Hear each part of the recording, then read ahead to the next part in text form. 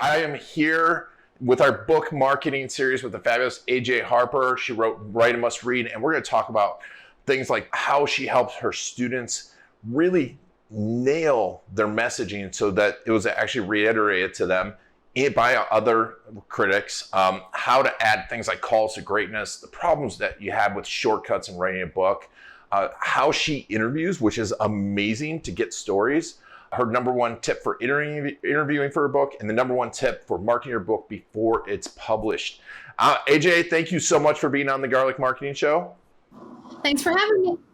And don't forget, this is brought to you by videocasestory.com. One of the best ways to get great customer stories is going to videocasestory.com. We can help you collect, craft, and deliver your customer stories. All right, let's get started.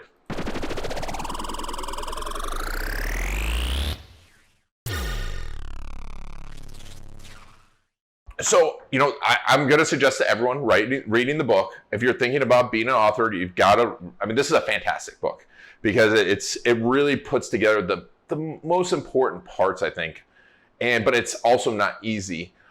So before we get to that, how did you get to this conclusion that you need to be doing all of these things? Because you talk about all the different editing and everything. How important is it to the success of the book? And when did you realize that? To talk about the editing or all the elements in the whole book? All the elements of the book, because there's so many elements. It can be, I love about it too is, just so you all know, it is work. It is work, but I love because if you want to make something great, and I think there was a time maybe 7 years ago you can put anything out and sell a bunch of books. I don't think that's gone. But at what point did you go, we have to put all of this effort in to make an awesome book? Well, I was a ghostwriter for about 10 years. That's how I started out.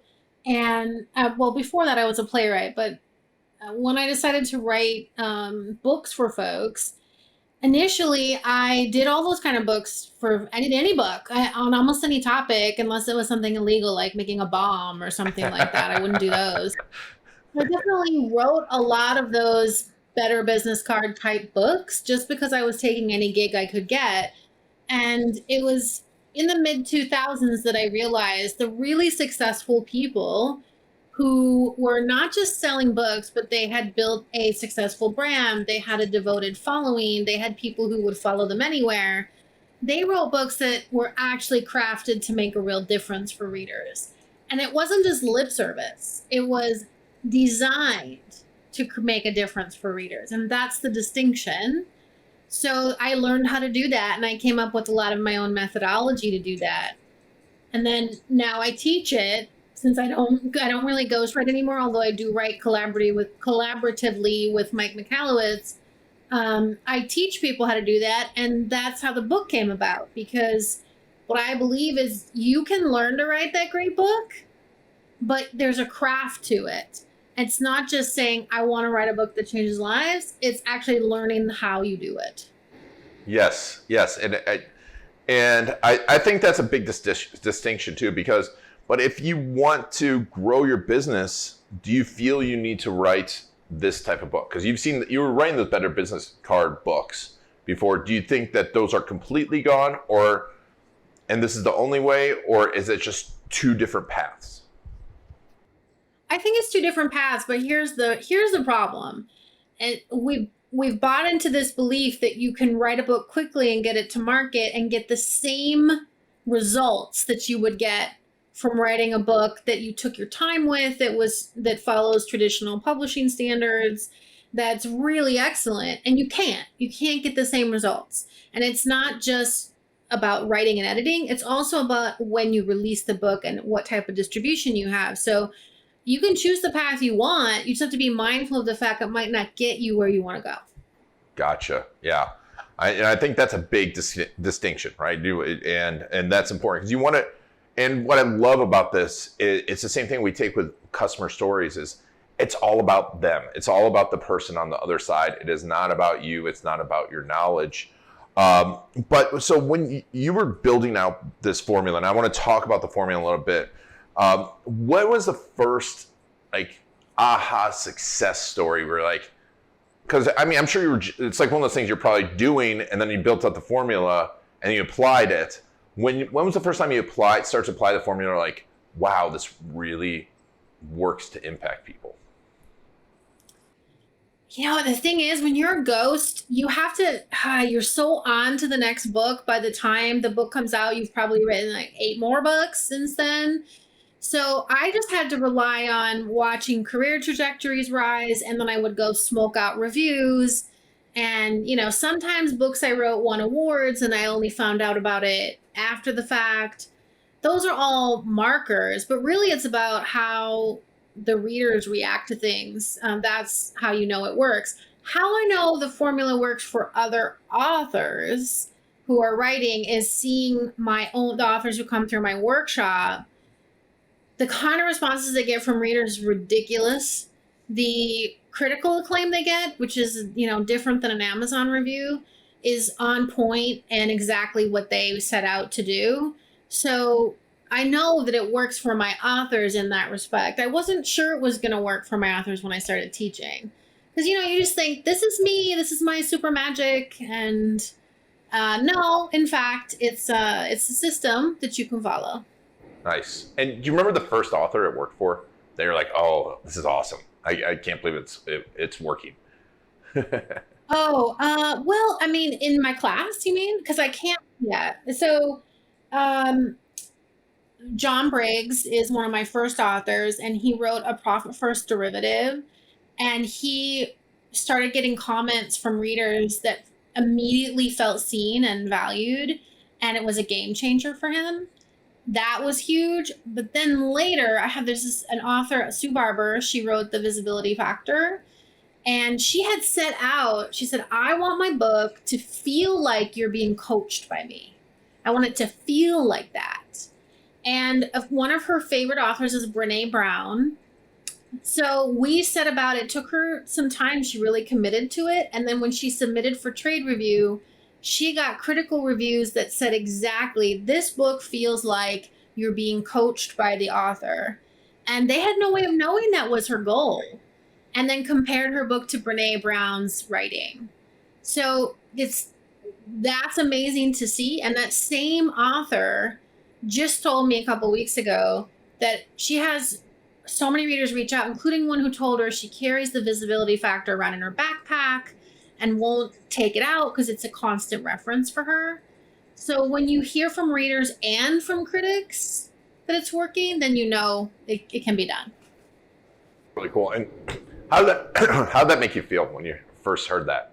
When this stuff starts to happen and I start hearing from readers, I always tell my authors, it's like my candy. Can you send me the reviews, please? Send me everything. Send me the emails you get. I just want all the candy. The first time it really clicked that it was working for other people, not just me, I just burst into tears, quite frankly, I'll be honest, because it means so much to me that authors know how to get the book they want to write out in the world. Because when it's so nerve-wracking to write a book, it's learning a whole bunch of new skills all at once and navigating an industry that feels like Mars. But so what happens is people take shortcuts. They do as fast as they can. They follow templates. So I'm always challenging my authors to do their own thing and push beyond their limits. And it's remarkable to see that can actually work for them so that they aren't compromising on the book they want to get out. I love it. And but it takes time, right? Yep. It takes time and invest it. But on the flip side, I'm sure, we're talking marketing. The books probably sell more because they're more shareable, aren't they? Yeah. I mean, well, obviously marketing is everything. So, I mean, I have plenty of authors who wrote brilliant books that are amazing game changers and nobody's ever going to hear about them because they didn't market it. I mean, hardly at all. So it's not going to market itself, but it will eventually market itself because that's how books are still sold, where people say you've got to read this. But you can't get somebody to say you've got to read this if you don't write a great book. And you can't get somebody to say that if you didn't market it at all. Yes. Yeah. And I want to get into that marketing aspect because you do some stuff ahead of time too.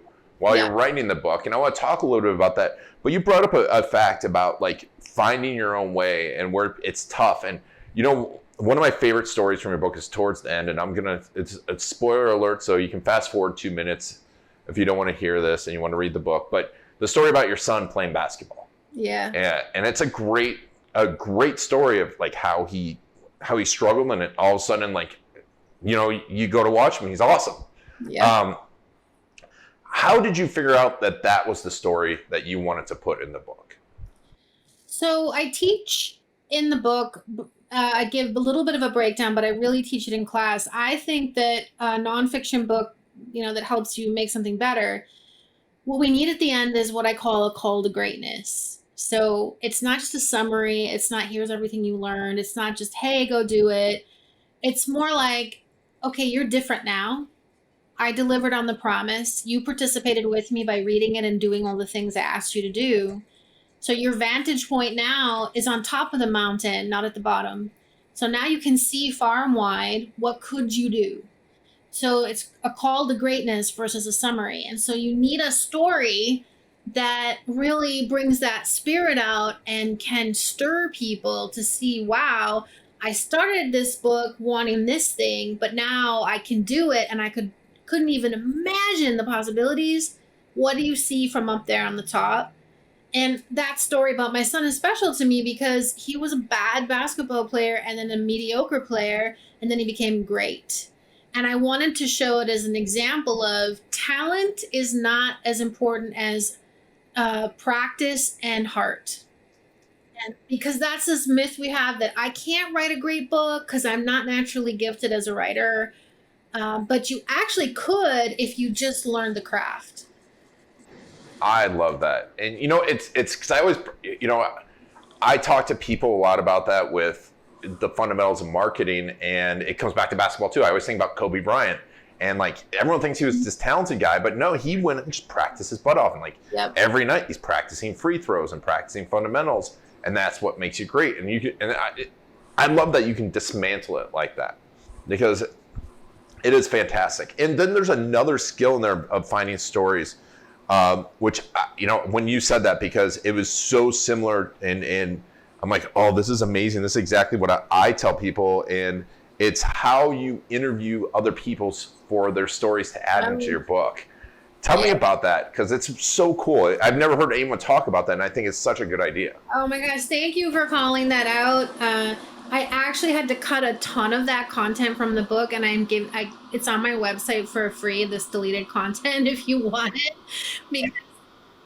Because I had this whole big thing on interviewing, and my editor's like, you're getting really in the weeds on the interviewing. But I think that we can't tell the story we want to tell unless we get on the phone or Zoom with someone or in person to really get the details of their story. And over the course of my career, I've probably interviewed more than 1,000 people, but just to get a story. So not just to hear their thoughts on things, but specifically with one goal, which is, can I find the story, and how can I find the story that matches up with this teaching, which is the key.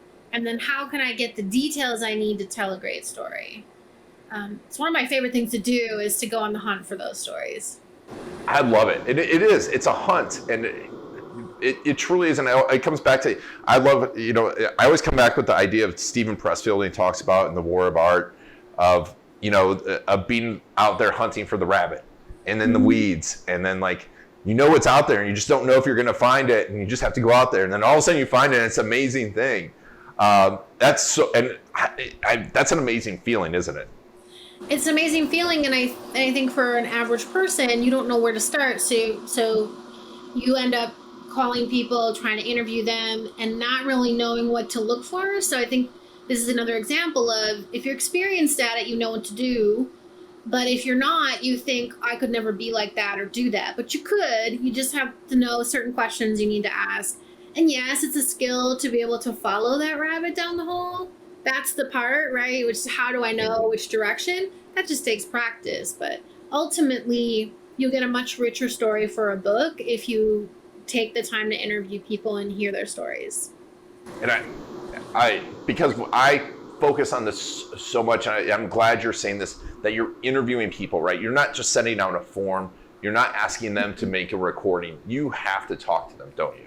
You do, and I think, for those people in your orbit who are thinking about their testimonials or the case studies they put on a website or in other material, we forget to get on the phone with them and get the good stuff. Well, what the feelings, the thoughts, the befores and afters, the turning point moment is the key thing. When somebody finally sees, oh, wait, and they think differently and then behave differently, that you've got to do on the phone or Zoom or whatever. But also, I think all that marketing story stuff, that needs to be updated. That's another thing. So you have all these testimonials from 5 years ago. Well, what's happening with them now? So you could have an even better story if you called to say, hey, what's up? And maybe they actually have even better results. Yeah, I need to get you on the road selling for us. No, but it's exactly that. I mean, that's the secret sauce of it, and it's a skill set that anyone can do. But I think people discount it because I see all these automations. People are like, can I just send the questions? Can I just send a form? And I'm like, no, you have to talk to the people and you have to follow up with them because you never get emotions, do you? If you just send a form, you don't get emotions, and I think I can't remember if I cut this from the book now, but sometimes you've done interviews, so sometimes you hit that 40-minute mark and you still don't have it. You still can't find the story, and you just think, okay, fine, this is a good conversation. I'm going to move on because, as you know, some people can't give it to you. It's just hard for them to access it. I had this interview for a book that I wrote for someone, and I couldn't get it, and then all of a sudden she said, yeah, and then we closed up our store for good. They had gone bankrupt and they closed up their wallpaper store.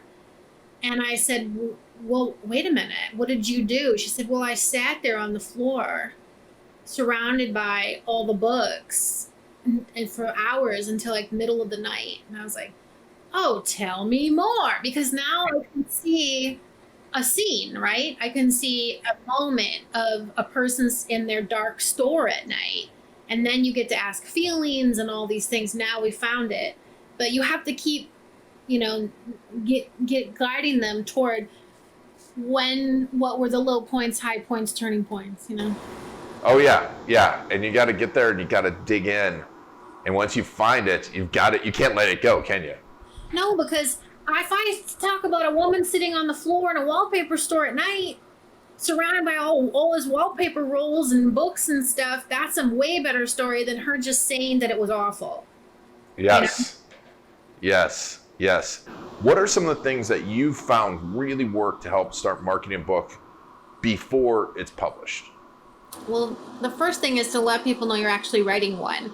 Most people don't feel comfortable doing it right away because they don't feel confident in the message and what they're doing. And so they sort of hide in a cave. But you want to keep the process of developing your content front and center, and doesn't have to be perfect. Also, I think if you test drive your content, so maybe a little boot camp or a 1 hour webinar or an all-day class or a speech or something where you're testing content all the time to see if it works, that helps you build your list and build your community so they're already poised and ready when the book comes out to purchase it. And I think those are really easy things that help you write a better book and market as you go. Love it. Love it. And it's great. It's like, get it out there and start talking about it. I know I overthink it because I know everything you can do. And there's these very complex launches and traffic. And it's like, there's these simple things of getting it out there and getting it working. That's great advice. And once you've launched your book, like right now, your book's about a month out now? Month old, little baby. Now, I had Alex on, we were talking about Amazon ads, and he quoted someone saying, you spend 1,000 hours writing your book, you need to spend 1,000 hours marketing it. Yeah. What are you doing on the 1,000 hours? Obviously podcasts, but Yep. I'm doing podcasts. I'm trying to do 1 or 2 a week for the next year, and just keeping that steady. So you got to keep the fires going. But more importantly, I didn't spend all my energy on that. I did a lot of great stuff on the launch that worked for me and honored the experience and was in my value system, but I didn't do like 4th of July, like we're gonna blow it all out, because you need to have some energy left, and you're already tired. So what I'm doing now is looking at the change I want to see in the world, who can facilitate the change, and then working on specific marketing plans for those different markets. So, for example, a plan just for libraries, a plan just for other small publishers who might want to give my book to their authors, a plan for coaches. That's a big one for me. And you have to look at book sales as the way publishers do. We're looking at how much is it going to sell over the lifetime, which could be 5 to 10 years, or if you're lucky in your press field and because the War of Art's 20 years old, it's still selling. I checked yesterday because I had to do a little, or 2 days ago, I had to do a keynote, and I had to reference how many he was selling. And then this month, he's selling about 3,600 copies on Amazon alone. It's a 20-year-old book. But for most people, it's 5 to 10 years. So how can you get that sold over that period of time instead of thinking about just the next month after my launch? It has to be a real plan over years. I think, it comes back to, because Gino Wickman said it, author of EOS, he's like, it's amazing. We overestimate what we can do in a year and underestimate what we can do in 10. Mm-hmm. And I think it's a great way to put it. I remember the first time I did a ultra marathon, and I was training, and I ran out and I started running, and I like had my pace and I knew what I was doing, and everyone just took off, and I'm like, man, I'm the slowest person in the world. But slowly but surely, mm-hmm. I passed all these people. And mm-hmm. I even got lost. I'm 2 miles lost, and some people followed me, and I still finished ahead of almost all those people. But and that's a great point, I think, that people have to make, is like, it's that continuous, because I see so many people stop doing it. And so how are you gonna get, so you still have to have like some feedback, right? You need something. What are the metrics that you're going to look at now over the course of the next year? Is it just action, or is it book sales, or is it emails? What are the metrics that you're going to look at? I'm looking at strictly book sales right now because I'm on a mission. I want to change the way we talk about books, and especially in the nonfiction space, prescriptive nonfiction. I really want better business card books to be like a dirty word that you would only say in a back alley. Like, that's where I'm going. So I need to sell a ton of books to make that happen, so that there's a sea change. That's my personal goal. So I'm looking at books sold by whatever means. Could be bulk buys, could be hand selling in bookstores. That's my goal. And I'm happy and love my life as it is, but I'm not really trying to scale a business, right? I'm actually trying to change the way we think about writing these type of books, so that people are truly empowered and we have better books in the world. And so that means I got to sell a lot of books. That's my metric. Nice. And obviously this is published by a traditional publisher, but I mean, you talk a lot in the book about, from a marketing standpoint, should you go, self-published, or, go for a traditional publisher? For someone who's a first-time author and they're getting through this point, how do you feel someone should go? What's the route? I don't think that they should just decide like that. I think they should think, what are my priorities and what are my resources? Those are the two things, priorities and resources. So for priorities, do you need credibility? If maybe you're an academic or you're a corporate person and you just can't self-publish, then you have to choose traditional. Do you need a lot of broadcast media attention? They're going to pay more attention to a traditional book. It's not always the case, but a lot of times they will ignore a self-published book. So those are, do you have a time factor? Do you need to get it out quickly? I hope that's not the answer. I hope you'll find a different answer there. But if you have to, then traditional is not going to work for you, because they have long lead times for a reason, because of distribution. Do you need it? Do you need a sales team to make sure it's getting on the shelves? Then you have to go traditional or a top tier hybrid. So, and then resources play in with, do you have money? Can you afford to do it on your own or pay for a hybrid? No, then you have to go traditional. So it's really more about what's your story and which path aligns with it. And I think people should often try for traditional and see if they can do it. people forget that it's not just the big five publishers. It's thousands and thousands of small publishers who they could at least get a deal with those people. That's great advice. That's great advice. And have you seen people, I mean, I know it happens, but how often do people self-publish and then move into a traditional publisher with a different version of the book? People do it all the time. I don't have stats for you, but I've seen it happen all the time. It only happens though if you sell a significant amount of books. So, minimum 10,000, then you're more likely to get a deal. And if you sell even more than that, they'll usually come and ask for rights to do to get that book specifically. Yeah. I mean, that's, if you know Profit First, that's the story of Profit. Do you know about this Profit First story? Oh, I didn't know that. That's what happened with Profit First. Well, what happened was, so Mike's second book, The Pumpkin Plan, was published by Penguin Random House. It was just Penguin at the time.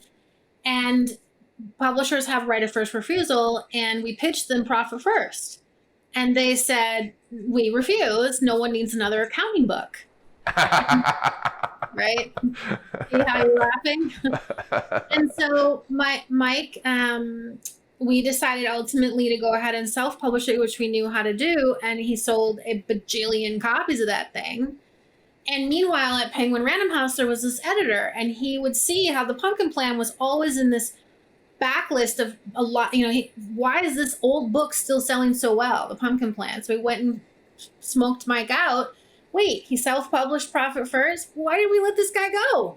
And so he came and approached him and said, we actually do want Profit First, after it had already sold tons of copies. And now he's published all of the rest of his books with them. Oh, that's hilarious. That's I did not know that story. That's great. He didn't mention that. Yeah, he was on. Oops. Sorry. Yeah. Yeah. Oh, yeah. Actually, I'm not going to ruin it here because I like to tease it out. But Mike gave me one of the best, his new book marketing strategy with the Wi-Fi. And I was like, I love that. That's genius. So that's on another episode. We'll put a link to that in the show notes. But this is great. So talk to me about how someone can work with you. You have a few different things that you can do to help people out. Yeah, so I like to work in a class situation. So I created a workshop. The book is actually based on my workshop, and a lot of the stories are from students in the workshop. And that's what I love. It's great fun for me. So I teach a class twice a year called Top 3 Book Workshop for only 15 students at a time. And that's the main way. But I also teach an editing course that's 6 weeks that just helps people who have already started their book to work through the editing method that I outlay in the book, which is this very involved editing system, but that actually does a really good job of ensuring that your book is at the best it can be. Even if you're self-publishing and you can't, you have to do a lot on your own, it can really help you get that next level quality that you need. Yes. I mean, it's, once again, I've searched high and low. I've been through every editing technique, and this is the best one I've ever seen. And I really appreciate you putting it out there. It is amazing. And I think it's so important because you need that process. Because I've written 5 books, published 1. Because I get to the editing part and I'm like, I don't have a process, and I get so jammed up in it. And I think it's an amazing, amazing process. I mean, the book is phenomenal. It's easy read, but it's very straightforward, full of stories. And we'll put it's writermustread.com. And also on your website, you'll have links to all these different classes and stuff too, correct? Yeah, I also, I have my own website, ajharper.com, but you can easily find all of that through the book, and I'm easy to find. Yes. And you do a lot on LinkedIn too. So we'll put a lot of LinkedIn in the show notes, and Facebook. You're on there quite a bit. Man, this has been awesome. Well, AJ, thank you so much for sharing this on the Garlic Marketing Show. I really appreciate you being on. Thank you. This was a really fun interview. It was really a good time. Thank you. And thank you all for taking AJ on our journey. As you're going through your book process, make sure to reach out to her. Look at what she's doing. I think anyone that's writing a book has to read this book. It's a must read about being a must read.